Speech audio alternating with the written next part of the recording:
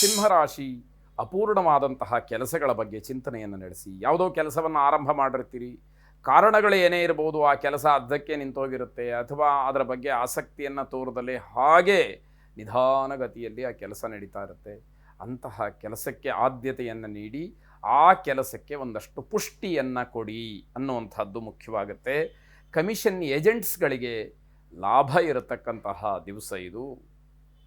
ವ್ಯಾವಹಾರಿಕವಾಗಿ ಅನುಕೂಲವಾಗ್ತಕ್ಕಂತಹ ಲಾಭ ಸಿಗ್ತಕ್ಕಂತಹ ದಿವಸ ಇದಾಗಿರುತ್ತೆ.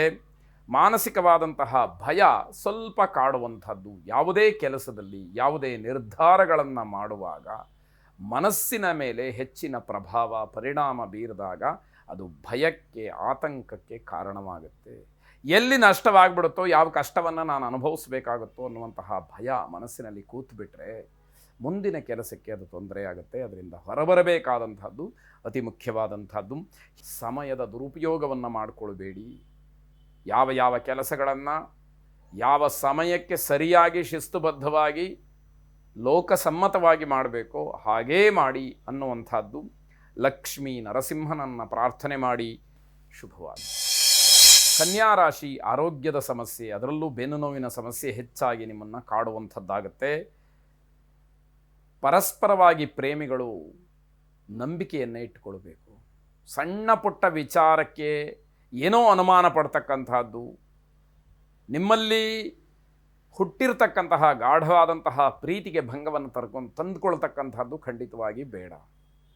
ಯಾವುದೇ ವಿಷಯಗಳಿರಲಿ ಅದನ್ನು ಸರಿಯಾಗಿ ಪರಾಮರ್ಶೆ ಮಾಡಿ ಸತ್ಯಾಂಶ ಏನು ಅನ್ನುವಂಥದ್ದನ್ನು ತಾಳ್ಮೆಯಿಂದ ತಿಳ್ಕೊಳ್ಳಿ. ನಂತರದಲ್ಲಿ ಮಾತುಗಳನ್ನಾಡಿ ನಿರ್ಧಾರಗಳನ್ನು ಮಾಡಿ ಅನ್ನುವಂಥದ್ದು ಸಲಹೆ. ಹವ್ಯಾಸಕ್ಕೆ ಹೆಚ್ಚಿನ ಆದ್ಯತೆಯನ್ನು ನೀಡ್ಬೋದು. ಯಾವುದೋ ಒಂದು ಕೌಶಲ್ಯ ನಿಮ್ಮಲ್ಲಿರುತ್ತೆ, ಅದಕ್ಕೆ ಆದ್ಯತೆಯನ್ನು ನೀಡ್ಬೋದು. ಅದನ್ನು ಸ್ವಲ್ಪ ಬೆಳೆಸಬೇಕು ಅಂತಕ್ಕಂತಹ ಮನೋಭಾವ ಹೆಚ್ಚಾಗಬಹುದು ಅಂತ ಅರ್ಥ. ಆರೋಗ್ಯದ ದೃಷ್ಟಿಯಿಂದ ಅಜೀರ್ಣ ಸಮಸ್ಯೆ ನಿಮಗೆ ಆಗಬಹುದು. ಹೊಟ್ಟೆಗೆ ಸಂಬಂಧಪಟ್ಟ ಹಾಗೆ ಏನೋ ಸಮಸ್ಯೆಗಳು ಕಾಡಬಹುದು ಅಂತ ಹೇಳಿ ಅನಿಸುತ್ತೆ. ನಿಮ್ಮ ವರ್ತನೆಯಲ್ಲಿ ಬದಲಾವಣೆ ಆಗಬೇಕು, ಅಗತ್ಯವಾಗಿ ಆಗಬೇಕಾದಂಥದ್ದು. ಮನೆಗೂ ಅಗತ್ಯ, ಸಮಾಜಕ್ಕೂ ಅಗತ್ಯ ಅನ್ನುವಂಥದ್ದು. ಕೇವಲ ಅಹಂಕಾರದಿಂದ ಅಥವಾ ಇನ್ಯಾವುದೋ ಸವಲತ್ತಿನಿಂದ ನಾನು ಎಲ್ಲವನ್ನೂ ಪಡ್ಕೊಳ್ತೀನಿ ಅಂತಕ್ಕಂತಹ ಭಾವನೆ ಇದ್ದರೆ ಖಂಡಿತವಾಗಿ ಅದನ್ನು ದೂರ ಮಾಡಿ. ಯಾವಾಗ ಅದರಿಂದ ಹೊರಬರ್ತೀರಿ ಆಗ ನಿಮಗೆ ಅನುಕೂಲದ ಒಂದು ದಾರಿ ತೆರ್ಕೊಳ್ಳುತ್ತೆ ಅಂತ ಅರ್ಥ. ವಿದ್ಯಾರ್ಥಿಗಳಿಗೆ ಕಠಿಣ ಪರಿಶ್ರಮ ಏನಿದೆ ಅದು ದಾರಿದೀಪವಾಗುತ್ತೆ. ಕಷ್ಟಪಡೋದು ನಿಜವಾಗಲೂ ಭವಿಷ್ಯದಲ್ಲಿ ಒಳ್ಳೆಯದಾಗತ್ತೆ ಅನ್ನುವಂತಹ ಅನುಭವಕ್ಕೆ ಬರತಕ್ಕಂತಹ ದಿವಸ ಇದು ಅಂತ ಹೇಳಬೇಕು. ಶಿವಾರಾಧನೆಯನ್ನು ಶಿವಪ್ರಾರ್ಥನೆಯನ್ನು ಮಾಡಿ. ಶಿವಂ ಶಾಂತಂ ಜಗನ್ನಾಥಂ ಲೋಕಾನುಗ್ರಹಕಾರಿಣಂ ಸರ್ವಮೇಕಂ ಪರಂ ವಂದೇ ಶಿಕಾರಾಯ ನಮೋ ನಮಃ. ಶುಭವಾಗಿ. ತುಲಾರಾಶಿ ಪ್ರತಿಭೆಗೆ ತಕ್ಕ ಪ್ರತಿಫಲ ಸಿಕ್ಕೋದ್ರಿಂದ ಬಹಳ ಸಂತೋಷವಾಗುತ್ತೆ. ನಾಯಕತ್ವದ ಗುಣವನ್ನು ಗೌರವವನ್ನು ಹೆಚ್ಚು ಮಾಡ್ತಕ್ಕಂತಹ ಶಕ್ತಿ ಅದಕ್ಕಿದೆ.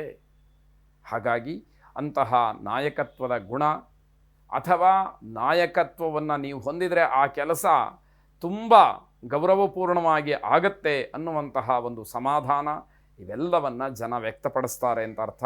ವ್ಯಾಪಾರದ ನಿಮಿತ್ತ ಪ್ರಯಾಣ ಅಥವಾ ಪ್ರವಾಸ ಇದಕ್ಕೆ ಚಿಂತನೆಯನ್ನು ನಡೆಸೋದಕ್ಕೆ ಅವಕಾಶಗಳಾಗತ್ತೆ. ಆಧ್ಯಾತ್ಮಿಕವಾದಂತಹ ವಿಚಾರಗಳು, ಧಾರ್ಮಿಕ ವಿಚಾರಗಳು ನಿಮ್ಮ ಮನಸ್ಸಿಗೆ ವಿಶೇಷವಾಗಿ ಸಮಾಧಾನವನ್ನು ಕೊಡುತ್ತೆ.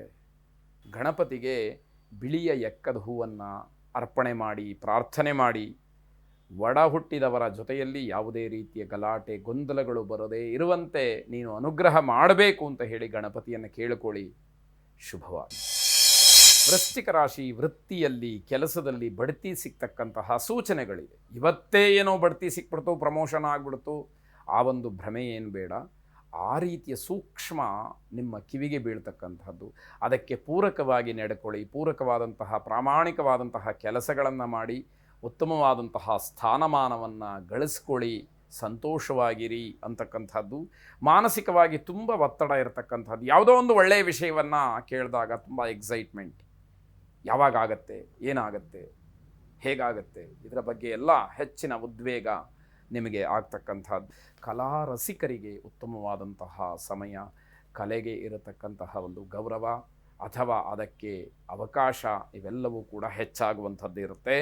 ಗಂಭೀರವಾಗಿರತಕ್ಕಂತಹ ಸಮಸ್ಯೆಗಳನ್ನು ಪರಿಹಾರ ಮಾಡಿಕೊಳ್ಳಿ. ಅದು ಕೌಟುಂಬಿಕವಾಗಿರ್ಬೋದು, ಅಥವಾ ನಿಮ್ಮ ಕೆಲಸದಲ್ಲಿರಬಹುದು, ವಿದ್ಯಾರ್ಥಿಗಳಾದರೆ ನಿಮ್ಮ ಶಿಕ್ಷಣ ಕ್ಷೇತ್ರದಲ್ಲಿರಬಹುದು. ಇಲ್ಲಿ ಅದನ್ನು ಗಮನಿಸಿಕೊಂಡು ಸರಿಯಾದಂತಹ ರೀತಿಯಲ್ಲಿ ಅದಕ್ಕೆ ಚಿಕಿತ್ಸೆಯನ್ನು ಮಾಡಿ ಅದರಿಂದ ಹೊರಬನ್ನಿ ಅಂತಕ್ಕಂಥದ್ದು. ಮನೆಯ ಅಲಂಕಾರ, ನವೀಕರಣ ಇತ್ಯಾದಿಗಳಿಗೆ ಹಣ ಖರ್ಚಾಗಬಹುದು. ಚಂಡಿಕೇಶ್ವರನನ್ನು ವಿಶೇಷವಾಗಿ ಪ್ರಾರ್ಥನೆಯನ್ನು ಮಾಡಿ. ಶುಭವಾಗಲಿ.